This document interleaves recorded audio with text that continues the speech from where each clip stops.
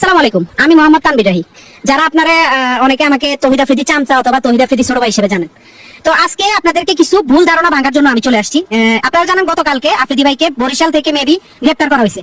তো আমি গতকালকে না, লাস্ট কয়েকদিন যাবত একটা জিনিস শুধু দেখতেছি যে আফ্রিদি ভাইয়ের জন্য যখন জারি হয়েছে যে ওনাকে 28 ঘন্টার ভিতরে গ্রেপ্তার করতে হবে বা 48 ঘন্টার ভিতরে গ্রেপ্তার করতে হবে, সবকিছুর মধ্যে শুধু আপনারা আমাকে ঢুকাই দিতেছেন ওনার সাথে।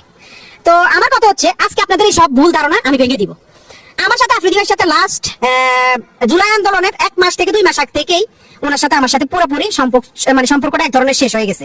তো সম্পর্ক শেষ হওয়ার পরে আমার সাথে ওনার সাথে ওরকম কোনো যোগাযোগ নাই। শুধু যোগাযোগ ওনার সাথে আমার সাথে জুলাই আন্দোলনের পরে উনি যখন বাংলাদেশে আসছে তখন 2বার ওনার সাথে যোগাযোগ হয়েছে।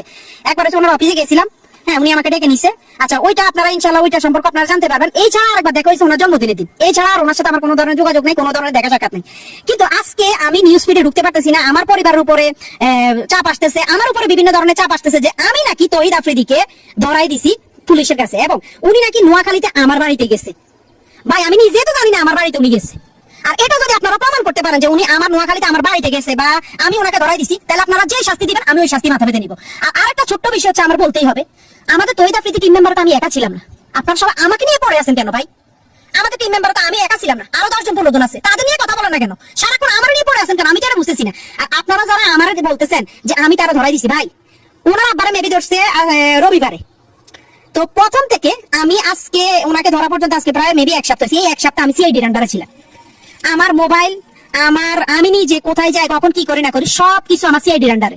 ইভেন আমি সবচেয়ে বেশি ফেস করতে হয়েছে, এগুলো ইয়া। তো আমার যেমন কি আমি তো আপনাদেরকে বলি, ওনারা আবার যেদিন ধরে নিছে ওই দিন সকাল 12টা কি 1টার দিকে আমাকে বসুন্ধরা থেকে সিআইডি অফিসাররা ধরে।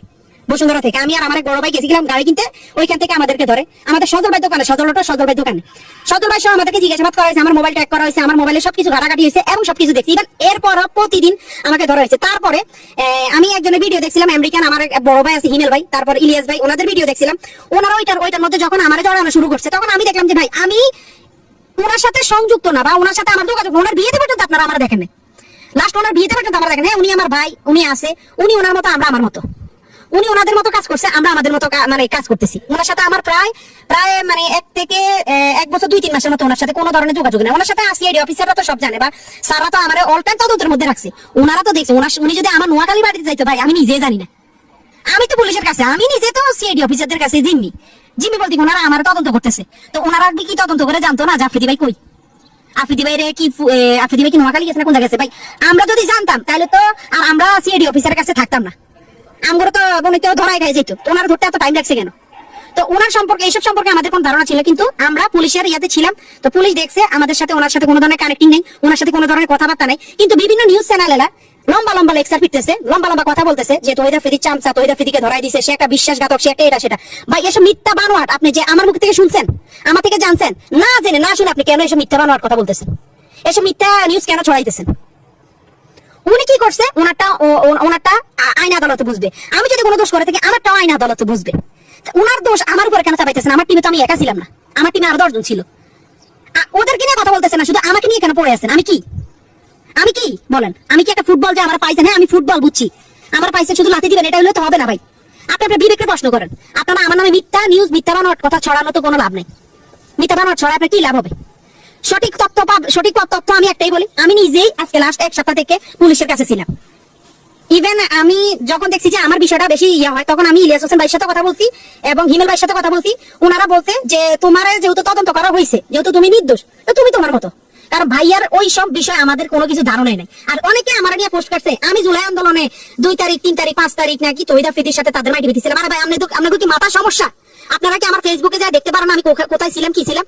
বা আমার নোয়াখালীর ভাই ব্রাদাররা আমার যারা আমার লগে আন্দোলনে গেছে তারা কি জানে না আমি কই আছিলাম? আমি জুলাই মাস, আগস্ট মাস, সেপ্টেম্বর মাস গত বছর নোয়াখালীতে ছিলাম। কারণ তখন বন্যা হয়েছিল, আপনারা ভালো করে জানেন, তখন বন্যার সময় বন্যা হয়েছিল। তো এইসব মিথ্যা অপবাদ একজনের নামে, আমার নামে আপনি মিথ্যা কথা ছড়ায় আপনার কি লাভ? আমার এটা একটু বলেন। মিথ্যা বানোয়াট কথাবার্তা ছড়ায় আপনার কি লাভটা হয়? আমার এটা একটু বলেন। আমি জুলাই আন্দোলনে 1 তারিখ 2 তারিখ 3 তারিখ 4 তারিখ এই কয়দিন আমি টানা মনে করেন যে আমি ছিলাম। আমাদের জুলাই আন্দোলন হয়েছিল আমাদের তখন মাইজ দিতে, যেহেতু আমরা একটু গ্রাম সাইডে পড়ছি, আমাদের সাইডে আন্দোলন ওরকম হয় নাই, হইলো ছোটখাটো হয়েছে, স্কুলের বাচ্চারা করছিল, কিন্তু আমরা ছিলাম তখন মাইজ দিতে। এবং এটা সাক্ষী আছে একজন কন্টেন্ট ক্রিয়েটর আছে রাইসুল ইসলাম আমাদের নোয়াখালীরই, তারপর আমার কিছু ছোট ভাই আছে যেমন মাকতুম সহ, ওদের বিভিন্ন ধরনের আমাদের বিভিন্ন গ্রুপ আছে নোয়াখালীর, ওরা সহ আমরা মাইজ দিতে প্রায় আমার থেকে 60 কিলোমিটার 50 থেকে 40-50 কিলোমিটার দূরে যে মাইজদি, আমরা মাইজদিতে যে আন্দোলন করছি, হাজার হাজার ফুটেজ, হাজার হাজার ভিডিও আছে।